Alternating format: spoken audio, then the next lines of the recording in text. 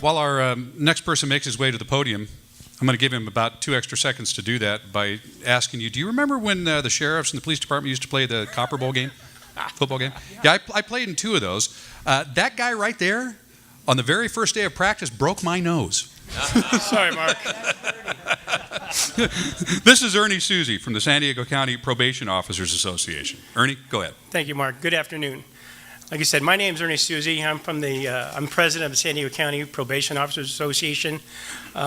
We supervise for the department over 13,000 adult probationers and 4,000 juvenile probationers. We write reports for the courts. We operate 2 juvenile halls, and we also operate 3 camps.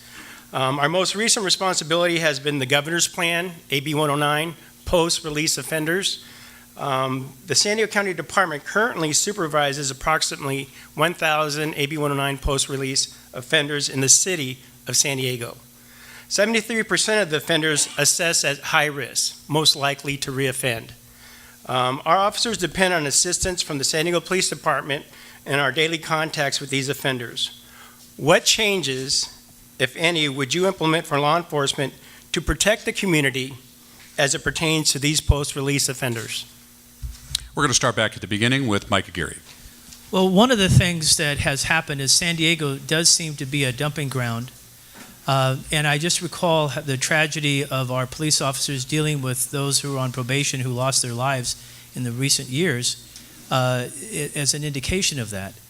And one of the things that I intend to do is to keep very close through a staff that will keep very close monitoring of who actually is coming back into the city of San Diego and what risks they pose.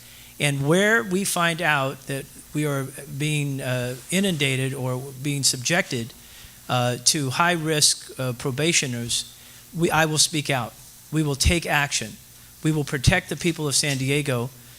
We will not allow our city to be a dumping ground. And I don't say that in some sort of political way or to try to make something that out of something that doesn't exist. It is a reality that San Diego has been, not only in terms of probationers, but also with regard to the witness protection program as well at the federal level. I used to be part of the District Attorney's prison reentry program, prison reentry roundtable, excuse me. Done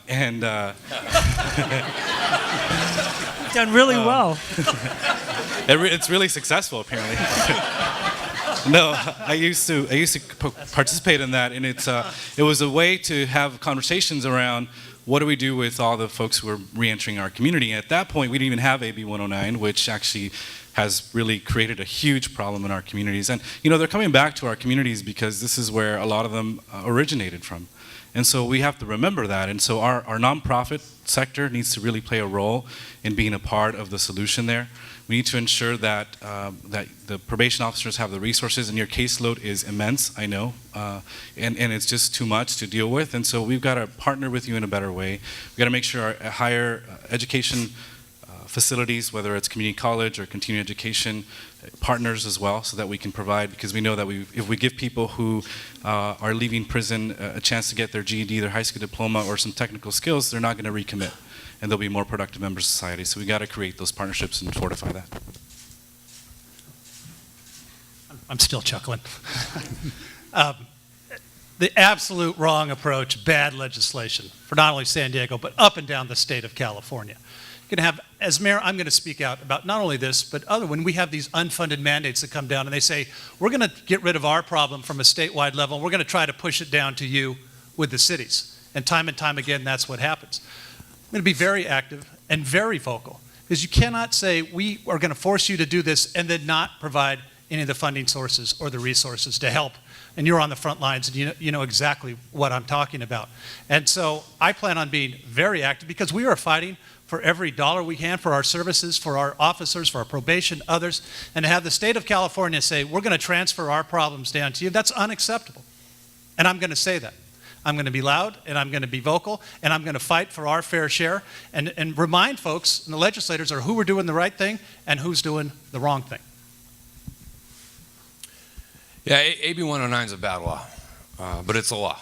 And the question is, do you make a bad law worse, like Los Angeles has done, or do you try and make it better, like San Diego's done? And I think that what probation has done in conjunction with the Sheriff's Department, who's been a real leader, and the District Attorney's Office, and all of our law enforcement agencies has been Herculean to figure out how do we keep our community safe? How do we segment out those high-risk offenders we're truly worried about?